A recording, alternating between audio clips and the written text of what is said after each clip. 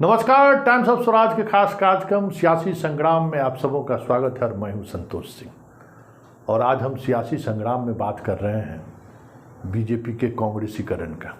जी हां, कांग्रेसीकरण का मतलब ये है कि सत्ता में आते ही कैसे वो अपने विचार को, अपने कार्यकर्ताओं को, अपने नेताओं को सत्ता में बने रहने के लिए छोड़ता है। ये कांग्रेसीकरण कल्चर है। ये क्योंकि इस देश की राजनीति को तो लोग कांग्रेस के सहारे ही जानना शुरू किया है, इसलिए हम इस पूरे कार्यक्रम का टाइटल ही रखे हैं बीजेपी का कांग्रेसीकरण। ये सवाल मेरे मन में इसलिए आया कि बिहार बीजेपी की जो चीज़ें हम देख रहे हैं, झारखंड बीजेपी में जो चीज़ें दिखाई दे रहा है, हालांकि मेरे जहन में कुछ भी ऐसा नहीं है जो अचंभित करने वाला हो, क्योंकि इस पार्टी को, इस संगठन को मैंने करीब से देखा है। चाहे वो संघ हो, चाहे बीजेपी हो, चाहे विद्यार्थी परिषद हो या संघ के जितने भी अनुषांगिक संस्थान हैं, कमोबेश सबको करीब से देखने का मौका मिला है। और हम ये कह सकते हैं कि चरित्र के मामले में, मतलब किस तरीके की चरित्र की बात करें, व्यक्तिगत चरित्र की बात नहीं है, चरित्र के मामले में हमें लगता है कि ये संगठन सत्ता के करीब आते हुए जिस स्तर पर भ्रष्ट हुआ है, ये कोई और संगठन हमें नहीं लगता है कि इस तरीके से भ्रष्ट हुआ होगा। अभी दिल्ली यूनिवर्सिटी में देख ही रहे हैं कि प्रोफेसर के अपॉइंटमेंट में क्या हो रहा है। एक दूसरे पर ही आरोप लग रहा है कि भाई संघ कोटा से जो आया, पता चला बाद में वो वामपंथी कोटा का निकल गया। कैसे बहाली हो रही है, कौन कहाँ किस स्तर पर लोग पैसे की वसूली कर रहे हैं, बहुत सारी चीज़ें आ रही हैं। तो मेरे लिए अचंभित करने वाली बात नहीं है, मेरे लिए तो ये सहज चीज़ है, क्योंकि हमने इस संगठन के अंदर रहते हुए हमने देखा है कि जातिवादी भी चरम पर है, पैसे का लेन देन भी, सब कुछ चलता है। हाँ, दिखाने के लिए चाल चरित्र और चेहरे की बात आती है, लेकिन जैसे ही सत्ता में आए किस तरीके से ताश की तरह पत्तों की तरह महल बिखर गया, जरा आप भी सुनिए। शायद आप कभी इस पर गौर नहीं किए होंगे। और ये पूरी तौर पर ये एपिसोड उन भाजपाइयों के लिए है जो नरेंद्र मोदी को मानते हैं कि इस देश का सबसे मजबूत प्रधानमंत्री है और इससे बड़े बदलाव की उम्मीद कर रहे हैं। और इस आदमी ने किस तरीके से बीजेपी को ही खत्म कर दिया, ये आज हम दिखाने जा रहे हैं। आश्चर्य लगेगा आपको, ये सोचकर हैरान रह जाएंगे कि वाकई में क्या ये जो हम दिखा रहे हैं वो सच दिखा रहे हैं। सत्य यही है। इस वक्त बीजेपी में 2014 से लेके 2021 तक की एक रिपोर्ट आई है, जो चुनाव पर लगातार गतिविधियों पर नज़र रखते हैं। उनका आंकड़ा ये कह रहा है कि 1100 से अधिक विभिन्न पार्टियों के नेता, विधायक, सांसद, पूर्व मंत्री कांग्रेस जैसी पार्टियां को छोड़ करके बीजेपी में शामिल हुए हैं। और वे तमाम ऐसे नेता हैं जिन पर भ्रष्टाचार के भी आरोप उसी तरीके के रहे हैं।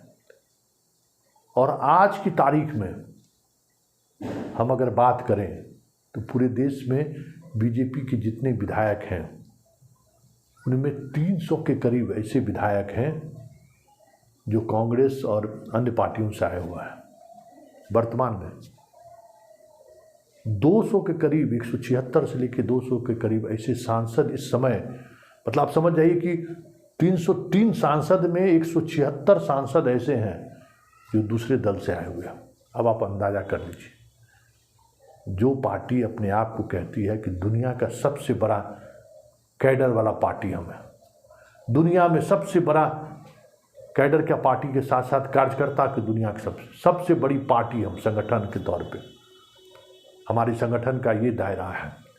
मतदान केंद्र पर पन्ना प्रमुख के रूप में हमारे कार्यकर्ता मौजूद है।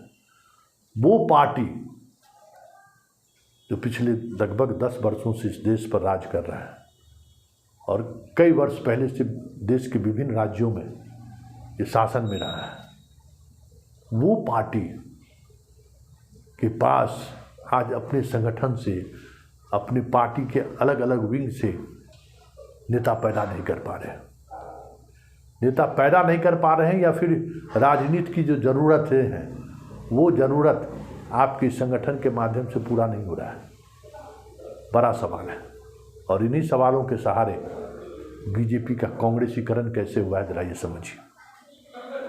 इस वक्त 4 राज्य के सीएम आपको कांग्रेस पार्टी से आए हुए हैं। जी हाँ, 4 राज्यों से के सीएम जो बाहर से आए हुए हैं, मतलब कांग्रेस से आए हुए हैं और मजबूती के साथ बने हुए हैं। आज कांग्रेस को गलिया रहे हैं और सब पर कहीं न कहीं भ्रष्टाचार का आरोप है, ये भी बात है। शुरुआत हम हेमंत बिस्वा शर्मा से करते हैं, ठीक है। असम के मुख्यमंत्री हैं, 2002 से लेकर 2015 तक कांग्रेस की सरकार में वो मंत्री रहे हुए हैं और 2015 में वो बीजेपी छोड़कर आए और उसके बाद जो बीजेपी के अंदर उनकी हैसियत है आप देख ही रहे हैं। दूसरे व्यक्ति का नाम आप जान लीजिए, एन वीरेन सिंह। मणिपुर में इन दिनों जो घटनाएं घट रही हैं इसको लेकर काफ़ी वो सुर्खियों में, वो भी कांग्रेस के नेता रहे हैं। और इतना ही नहीं, कांग्रेस के इनर सर्किल की मतलब बड़े नेता में इनकी पहचान है। और 2016 में, उससे पहले वो मंत्री थे, वहाँ छोड़कर इस तरफ आए और अभी मुख्यमंत्री हैं। मानिक शाह को कौन नहीं जानता है, त्रिपुरा के मुख्यमंत्री को, कांग्रेसी थे। पूरी कांग्रेस पार्टी को ही उन्होंने बीजेपी में समाहित कर दिया, आज मुख्यमंत्री हैं। चौथा, पेमा खांडू अरुणाचल प्रदेश के मुख्यमंत्री हैं। 2019 में वो कांग्रेस पार्टी से को छोड़कर बीजेपी के साथ आए और चुनाव जीते और उसके बाद उन्होंने सरकार बना ली। ये तमाम ऐसे मुख्यमंत्री हैं जिन पर गंभीर भ्रष्टाचार के आरोप भी हैं और कांग्रेस के समय में ये महत्वपूर्ण पद पर थे। और इन पर किस तरीके का आरोप था ये आप समझ सकते हैं। वो अभी 4 राज्यों में इनके मुख्यमंत्री हैं। बात प्रदेश अध्यक्ष की करिए, देखिए ये तो सरकार की बात है। अगर आप प्रदेश अध्यक्ष की बात करिएगा तो बिहार सहित, अब तो मान लीजिए बाबूलाल मरांडी भी तो किसी दूसरे दल से ही आए हुए ना, मतलब दल की, अगर पहले बीजेपी में थे उसके बाद तो किसी दल से ही आए। अगर हम बात करें राज्यों के प्रदेश अध्यक्ष की तो आप हैरान रह जाएंगे कि प्रदेश अध्यक्ष भी अपनी पार्टी का ये ढूंढ नहीं पा रहे हैं।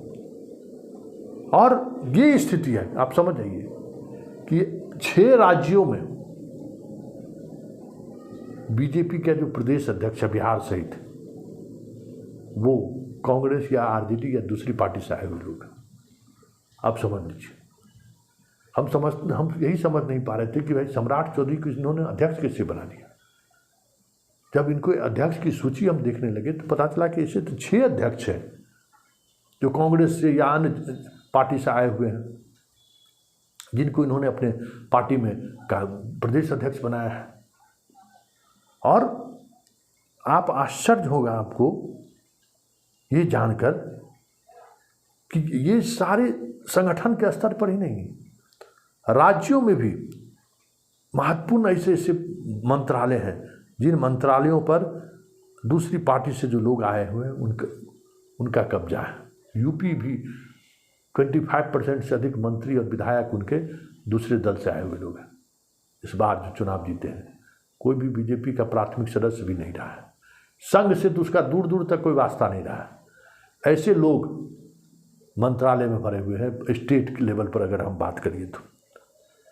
और बात अगर हम केंद्र के मंत्री की करिए, देखिए अभी केंद्र में मंत्री है ना, उस मंत्रालय में भी देखिए एक तो आईएएस लोगों को इन्होंने प्रमुखता दिया है, चाहे आर.के. सिंह हो, रेल मंत्री हैं वो, अभी हाल के दिनों में 2 और मंत्रालय को उन्होंने दिया है जो आईएएस लॉबी से आते हैं, मतलब आईएएस से उनको बीआरएस लिखू है। एक वो अलग खेल है, लेकिन चलिए उसके कहते हैं उसके आधार पर हम परफॉर्मेंस की पॉलिटिक्स करते हैं आईएएस लोगों को काम दे के। लेकिन मोदी के मंत्रालय में अगर हम बात करिए इस समय में तो दूसरी पार्टी से आए हुए नारायण राणा, सर्बानंद सोनोवाल, ज्योतिरादित्य सिंधिया, राव इंद्रजीत सिंह, मतलब केंद्रीय मंत्रिमंडल में जो महत्वपूर्ण पद है उस पद पर भी दूसरे दल से आए हुए लोग शामिल हैं। महाराष्ट्र में अभी खींचतान जो हो रहा है वो आप देख ही रहे हैं क्या स्थिति है। शिंदे गुट के भी और पवार गुट के भी लोग अब केंद्र में मंत्री बनेंगे। किस तरीके से मंत्री बनेंगे वो भी आप देख ही रहे हैं कि मंत्रालय को लेकर कितना खींचतान हुआ। आज पवार गुट जो है वित्त मंत्रालय अजित पवार लेके चले गए, योजना विभाग लेके चले गए। मतलब बीजेपी सरकार हमारी कैसे रहे, मतलब महाराष्ट्र में मुख्यमंत्री भी नहीं है, सरकार हमारी कैसे बनी रही। उनका मुख्यमंत्री जो है सो उप मुख्यमंत्री के रूप में वहाँ बना हुआ है और महत्वपूर्ण विभाग दूसरे पार्टी को देकर सरकार कहने को कि बीजेपी की सरकार महाराष्ट्र में भी है, सब कुछ दांव पर लगा दी। ये कभी देखा, ये कांग्रेस भी कभी इस तरीके की राजनीति नहीं की है जो राजनीति बीजेपी कर रही है। और एक्चुअल में अगर हम बात करें कि अगर इस तरीके के लोगों की बात करें तो संगठन में तो पंचायत स्तर पर ये परंपरा पहुंच गई है बीजेपी की कि दूसरे दल से भी लोग आए, उनको लाइए और उनको पद दीजिए। जिला स्तर की तो बात छोड़ दीजिए, पंचायत स्तर तक ये रोग पहुंच चुका है कि दूसरे दल से लाइए, कोई मतलब नहीं है संघ का स्वयंसेवक रहा है या नहीं रहा है, संघ से कोई वास्ता रहा या नहीं रहा, बीजेपी का कभी वो सदस्य रहा या नहीं रहा, उससे कोई वास्ता नहीं है। लाइए, उनको बनाइए और उनको पद दीजिए। और इलेक्शन वॉच का ये डाटा है, कोई ये मेरा डाटा नहीं है। इस समय पूरे देश में 2014 से लेकर 2021 के बीच में अगर हम बात करें तो इस 7 वर्षों के दौरान 1133, जो हम शुरुआती कार्यक्रम के दौरान हम बात कर रहे थे, दल बदले। इनमें सबसे अधिक 399 नेता, बड़े नेता के, छुटपैया की हम बात नहीं कर रहे हैं, सांसद और विधायक और मंत्री की बात और मुख्यमंत्री की बात हम कर रहे हैं। 399 कांग्रेस से आए हैं और 173 बीएसपी से आए हैं। और इस पूरे आंकड़ों पर अगर गौर करिएगा तो ये सारे लोग छोड़कर कहाँ गए हैं? 99.9% बीजेपी के साथ गए। इस समय 303 विधायक सांसद है ना, और उस सांसद की सूची में अगर आप गौर करिएगा तो 173 सांसद ऐसे हैं जो दूसरे दल से आए हुए हैं, उनको पार्टी के टिकट पर वो चुनाव जीत कर आए। मतलब समझ 303 में 173, कितने बड़ी संख्या, मतलब 50% से भी ज़्यादा लड़े थे, 400 से ज़्यादा सीटों पर जीत कर आने वाले लोगों में इतने लोग हैं। सांसद और विधायक और विधान पार्षद को अगर मिला दीजिए तो 500 के करीब ऐसे सदस्य हैं जो दूसरे दल से आए हुए हैं। बिहार में भी देख रहे हैं कि कई माफिया जो पैसा खर्च कर सकता है वो बीजेपी का प्राथमिक सदस्य नहीं भी है, विधान परिषद के चुनाव लड़ा दीजिए, स्नातक वाला हो चाहे मुखिया वाला हो, कोई भी हो, लगा दीजिए चुनाव। तो ये बदलाव आया है सत्ता में आने के बाद बीजेपी के अंदर। वो भी एक ऐसी पार्टी जो कैडर बेस पार्टी है। सीपीएम सीपीआई और माले में कभी ये चीज़ देख नहीं सकते हैं। ठीक उसी तरीके की ये एक कहते हैं ना कि एक राइट विंग है, एक लेफ्ट विंग है, तो बीजेपी तो राइट विंग है, कैडर बेस पार्टी है। उस कैडर बेस पार्टी की ये स्थिति है कि सत्ता में बने रहने के लिए किस तरीके से दूसरी पार्टियों से लाए हुए नेताओं को टिकट भी दे रहे हैं, मंत्री भी बना रहे हैं, मुख्यमंत्री भी बना रहे हैं और पार्टी का प्रदेश अध्यक्ष भी बना रहे हैं। यही बीजेपी का कांग्रेसीकरण है। और इनको समझने की जरूरत है कि जब बीजेपी जैसी पार्टी अगर इस तरीके की राजनीति करेंगे देश में, तो फिर वैसे कार्यकर्ता जो पंचायत से उठकर जिला में पहुंचता है उसका क्या होगा? अगर इसी तरीके से बीजेपी जैसी पार्टी टिकट वितरण करने लगे तो फिर लाखों लाख जो कार्यकर्ता इस उम्मीद से, इस पार्टी से जो जुड़ा हुआ है, उसका क्या होगा? और इस सबसे इतर जो सबसे महत्वपूर्ण बात है कि बीजेपी से अगर इनके कार्यकर्ताओं का मोह भंग होगा तो फिर इस देश की डेमोक्रेसी का क्या होगा? क्योंकि इन्होंने पूरी डेमोक्रेसी को ही दांव पर लगा दिया है सत्ता में बने रहने के लिए। मतलब एक ऐसी पार्टी जिस पार्टी के कार्यकर्ताओं को लेकर, नेताओं को लेकर एक अलग भाव हुआ करता था किसी दौर में, आज सत्ता में बने रहने के लिए जितना समझौता कांग्रेस और आरजेडी और नहीं किया होगा अपने राजनीतिक जीवन में, उससे कहीं ज़्यादा बीजेपी ने करके दिखा दिया है। चाल चरित्र चेहरा इनका यही है। इसलिए कार्यक्रम की शुरुआत में ही हमने कहा था कि बीजेपी का जो ये चेहरा है ना, ये चेहरा को हमने महसूस किया है, हमने देखा है, पत्रकार के रूप में भी और उनके पार्टी के सदस्य के रूप में भी, कि ये आदमी सत्ता में जब नहीं था तब भी, हाँ, भ्रष्टाचार का लेवल उस तरीके का नहीं था, संगठन में उस तरह की चीज़ें नहीं पल रही थी, उन लोग सब कुछ अपना निछावर कर चुका था। लेकिन जैसे ही सत्ता आया, कैसे चीज़ें बदल गई, ज़रा ये समझने की ज़रूरत है। और हमें लगता है कि संघ और बीजेपी को मंथन करने की ज़रूरत है कि अगर इस तरीके से बाहरी पार्टी से आए हुए लोगों को संगठन और सरकार में जगह मिलनी शुरू हो गई, तो फिर बीजेपी का मतलब क्या रहेगा, संघ का क्या मतलब रहेगा। चलिए, इस खास कार्यक्रम सियासी संग्राम को अब हम यहीं समाप्त करते हैं।